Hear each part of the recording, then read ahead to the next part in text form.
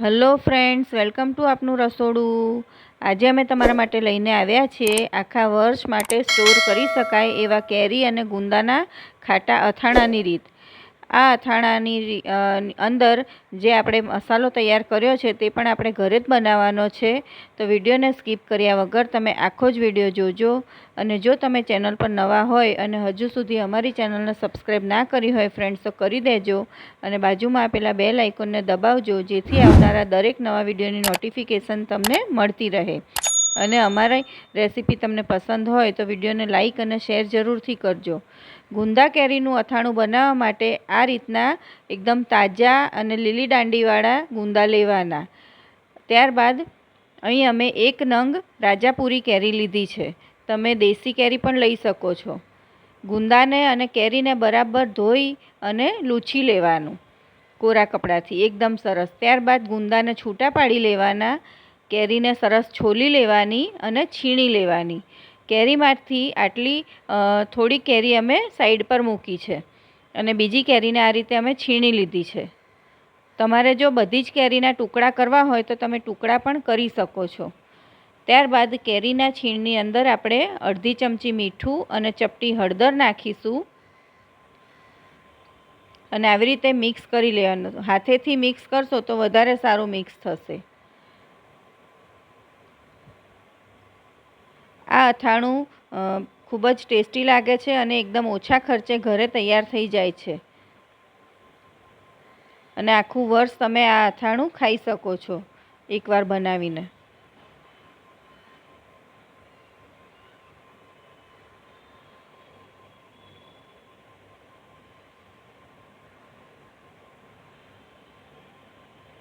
બીજી થોડીક હળદર અમે ઉમેરી છે આની અંદર, કેમ કે અમને થોડી હળદર ઓછી લાગી હતી એટલે। બધું બરાબર મિક્સ કરી દેવાનું આવી રીતે। આ રીતે મીઠું અને હળદર કેરીમાં મિક્સ કરવાથી તેની ખટાશ થોડી ઓછી થઈ જાય છે। બધું બરાબર મિક્સ કરી દીધું છે। હવે આ કેરીને આપણે અડધો કલાક માટે રહેવા દઈશું મીઠા હળદરવાળી। ત્યાં સુધીમાં આપણે મસાલો તૈયાર કરીશું। તો 1 બાઉલ ભરી અને આપણે રાઈના કુરિયા લીધા છે, તેનાથી અડધા મેથીના કુરિયા લેવાના છે। જો તમે 100 ગ્રામ રાઈના કુરિયા લેતા હોય તો 50 ગ્રામ મેથીના કુરિયા લેવાના।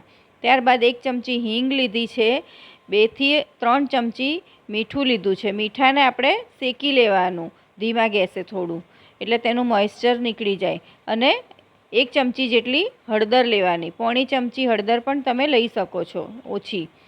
ત્યારબાદ અહીં અમે લાલ મરચું લીધું છે। જેટલા આપણે મેથીના કુરિયા લીધા છે એટલું આપણે અહીં મરચું લીધું છે, પણ જો પાછળથી મરચું તમને ઓછું લાગતું હોય તો તમે ઉમેરી શકો છો। તમને વધારે તીખો મસાલો ગમતો હોય તો તમારે તીખું મરચું અને કાશ્મીરી મરચું બંને મિક્સ લેવાનું। અમે અહીં ફક્ત કાશ્મીરી મરચું લીધું છે। હવે આપણે મેથીના કુરિયાને મિક્સરમાં અધકચરા ક્રશ કરી લેવાના, કેમ કે મેથીના કુરિયા અને રાઈના કુરિયા બંને મોટા મોટા હોય છે। તો પહેલાં રાઈના કુરિયાને અમે ક્રશ કર્યા છે અને આ રીતે પાથરી દીધા છે। ત્યારબાદ મેથીના કુરિયાને પણ ક્રશ કરી લીધા છે। એક બાજુ આપણે તેલ ગરમ કરવા મૂકી દેવાનું। આ તેલ એકદમ ગરમ થાય પછી જ આપણે વાપરવાનું છે।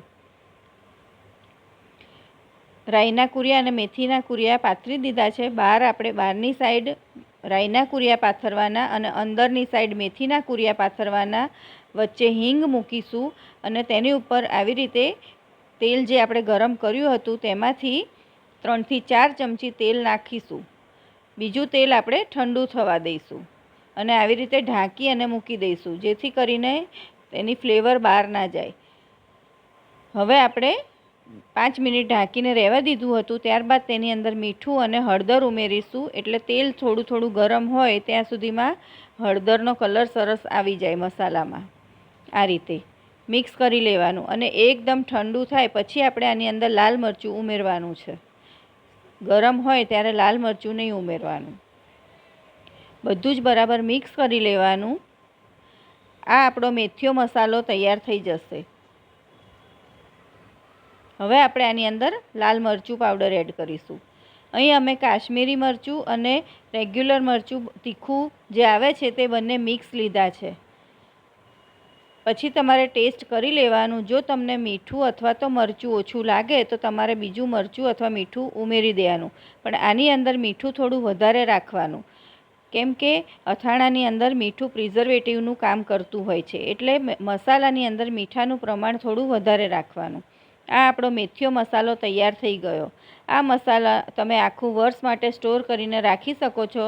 આ બગડતો નથી. અને આ મસાલાનો ઉપયોગ કરીને તમે ઘણી બધી રેસીપી બનાવી શકો છો.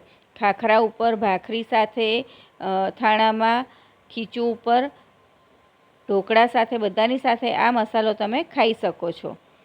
હવે આપણે ગુંદા જે છે તેને આ રીતે દસ્તાની મદદથી ફોડી લેવાના. આવી રીતે નીચે પેપર રાખવાનું એટલે ચીકણું ના થાય. અને ચપ્પુ થોડું મીઠાવાળું કરી આ રીતે તેનો બીયો કાઢી લેવાનો. આવી રીતે બધા જ ગુંદાને આવી રીતે આપણે બીયા કાઢી લેવાના ચપ્પાની મદદથી. અને થોડું ચપ્પાની અણી મીઠાવાળી કરી અને અંદર ફેરવી દેવાની, એટલે તેની ચીકાશ નીકળી જાય. અને ગુંદાને આ રીતે ઊંધા મૂકી દેવાના, એટલે બધા જ ગુંદામાંથી સરસ ચીકાશ નીકળી જશે.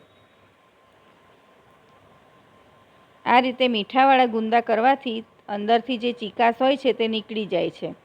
બધા જ ગુંદાને આપણે સરસ મીઠાવાળા કરી લીધા છે અને એના ઠળિયા પણ કાઢી લીધા છે. તો હવે આપણે જે કેરી બાકી રાખી હતી તેના આવી રીતે ઝીણા ઝીણા ટુકડા કરીશું. તમારે મોટા ટુકડા કરવા હોય તો પણ તમે કરી શકો છો. અને જે છીણમાં મીઠું હળદર નાખીને રાખ્યું હતું તેમાંથી આવી રીતે દબાવીને બધું જ પાણી કાઢી લેવાનું. આ પાણીનો ઉપયોગ તમે બીજા અથાણામાં પણ કરી શકો છો. ચણા મેથીનું બનાવવું હોય કે ગરમરનું, અથવા તો આ પાણીને તમે ફ્રીજમાં બોટલ ભરીને રાખી શકો છો અને એની અંદર નોર્મલ પાણી ઉમેરી અને પી શકો છો. આ પાણી પીવાથી લૂ નથી લાગતી. અથવા તો તમે તાંબા પિત્તળના વાસણ પણ આનાથી ઘસી શકો છો, અથવા તો તમે દાળમાં પણ આ પાણી નાખી શકો છો. હવે જે કેરી નીચવીને રાખી હતી તે આપણે મસાલામાં મિક્સ કરી દઈશું. અમે થોડો મસાલો કાઢી લીધો હતો. જો તમને વધારે મસાલો નાખવો હોય અથાણામાં તો તમારે બધો જ મસાલો નાખી દેવાનો. અને જો તમને ઓછો મસાલો ગમતો હોય તો થોડો મસાલો સાઈડમાં મૂકી દેવાનો. ઘણા લોકોને મસાલો વધારે ભાવતો હોય છે એટલે વધારે મસાલો નાખતા હોય છે અથાણાની અંદર. પણ આ અહીંયા અમે 400 ગ્રામ જેટલી કેરી લીધી હતી અને 250 ગ્રામ જેટલા ગુંદા લીધા હતા. હવે આપણે જે ગુંદા રાખ્યા હતા ઠળિયા કાઢીને તેમાં આ રીતે મસાલો ભરી દેવાનો. જો તમારે કેરીનું છીણ આવી રીતે આની અંદર મિક્સ ના કરવું હોય તો ફક્ત મસાલો જ ભરવાનો અને કેરીના ટુકડા સાથે મસાલો મિક્સ કરી દેવાનો. આ ટુકડા જે છે એની સાથે મસાલો મિક્સ કરી દેવાનો, તો તમારે છીણ કરવાની કોઈ જરૂર નથી. પણ આવી રીતે છીણ ગુંદાની અંદર ભરવાથી તેની ચીકાશ દૂર થઈ જાય છે અને ગુંદા સરસ લાગે છે. એટલે માટે આ રીતે અમે ભર્યા છે. તો આપણા ગુંદા ભરાઈ ગયા છે અને બીજો મસાલો કેરી સાથે મિક્સ કરી દીધો છે. હવે આપણે આને ડાયરેક્ટ બરણીમાં જ ભરવાનું છે. એટલે એકદમ ચોખ્ખી અને કોરી કરેલી બરણી લઈ લેવાની, નીચે ગુંદા મૂકવાના, પછી જે કેરીના ટુકડાનું લેયર કરવાનું, જે કરીને રાખ્યા હતા મિક્સ, તેનું એક લેયર કરીશું આવી રીતે અને થોડું પ્રેસ કરતું જવાનું. ત્યારબાદ ફરીથી ગુંદા મૂકીશું. એવી રીતે ગુંદા કેરીનું આપણે લેયર કરતું જવાનું છે. ફરીથી કેરીના ટુકડા મૂકીશું અને થોડું થોડું પ્રેસ કરતું જવાનું. ત્યારબાદ જે પેલું તેલ આપણે ગરમ કરીને રાખ્યું હતું એ એકદમ ઠંડુ થઈ જાય પછી જ આની અંદર આપણે ઉમેરવાનું છે. ગરમ તેલ નહીં ઉમેરવાનું, નહીં તો તમારું અથાણું ચીકણું પડી જશે. એટલે આ રીતે ઠંડુ કરેલું તેલ જ ઉમેરવાનું. પણ તેલ ગરમ કરી લેવાનું એકદમ. જ્યારે તમારે અથાણું બનાવવું હોય એના 4-5 કલાક પહેલાં તેલ ગરમ કરી લેવાનું, એટલે તે ઠંડુ થઈ જાય. અને આવી રીતે ગુંદા અને કેરીની ઉપર રહે એટલું તેલ આપણે આની અંદર ઉમેરી દેવાનું છે. આવી રીતે સહેજ પણ ગુંદા અને કેરી બહાર ના રહેવા જોઈએ અને બહારથી અને અંદરથી સરસ બરણી લૂછી લેવાની. જ્યારે પણ તમે અથાણું કાઢો ત્યારે બરણીને સાઈડમાંથી લૂછી લેવાની, નહીં તો એ જગ્યાએ ફૂગ લાગવા માંડશે. હવે આ અથાણાને તમે બહાર પણ રાખી શકો છો અને ફ્રીજમાં રાખશો તો આનો કલર અને આનો ટેસ્ટ એવો ને એવો રહેશે. અને બહાર રાખો તો તમારે તેલ થોડું વધારે નાખવું પડશે. અને જ્યારે તમે અથાણું કાઢો ત્યારે તેલ તેની અંદરથી વધારે નહીં કાઢવાનું.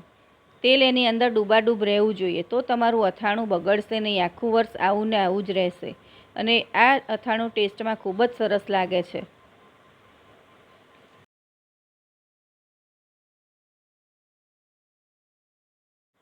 તો તૈયાર છે આપણું ગુંદા કેરીનું અથાણું. અને જે બરણીમાં તમારે અથાણું ભરવાનું હોય એ બરણી ફૂલ ભરાય એ રીતનું તમારે અથાણું ભરવાનું. ઉપર જગ્યા ના રહેવી જોઈએ. બહાર અથાણાનો મસાલો ઘણો મોંઘો મળતો હોય છે, પણ જો તમે આવી રીતે ઘરે બનાવશો તો ઓછા ખર્ચે અને ટેસ્ટી તૈયાર થાય છે. તો એકવાર ચોક્કસથી તમે ટ્રાય કરજો. આ ખૂબ જ ટેસ્ટી તૈયાર થાય છે. બીજી આવી નવી હેલ્ધી રેસીપી સાથે આપણે ફરી મળીશું. બાય.